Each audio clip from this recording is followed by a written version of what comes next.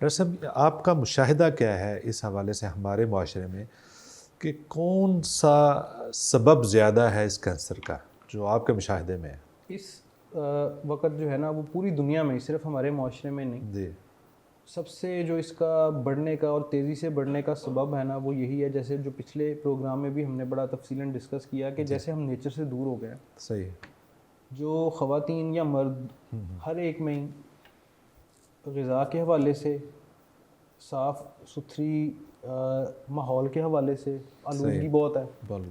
फिर उसके बाद एक्सरसाइज की कमी है, वज़न बढ़े हुए हैं लोगों के, उनके जिस्म का जो अंदरूनी निज़ाम है वो सारा दरम बरम है हार्मोन्स का।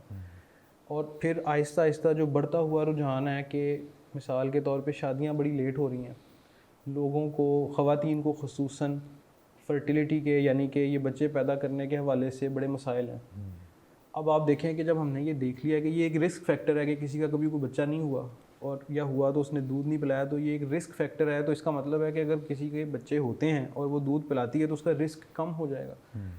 तो अगर ये सारी चीज़ें आहिस्ता आहिस्ता मधूम हो रही हैं कि एज लेट हो रही है शादियों की, और बच्चे पैदा करने का इवन ट्रेंड कम हो रहा है। लोग कहते हैं कि यार पहले हम सोचेंगे अच्छे तरीके से, 2-3 साल हम ट्राई लेंगे, फिर उसके बाद हम देखेंगे कि हमने कोई बच्चे की तरफ जाना है या नहीं जाना। उतनी देर में ख़वातीन की जो एज है वो बढ़ चुकी होती है। सही से। बढ़ती हुई एज में भी अगर आपका बच्चा पैदा हुआ है तो वो इटसेल्फ भी एक रिस्क फैक्टर है कि एक टाइम, जो एज मखसूस 35 साल की उम्र से पहले पहले तक एक सबसे फर्टाइल एज होती है।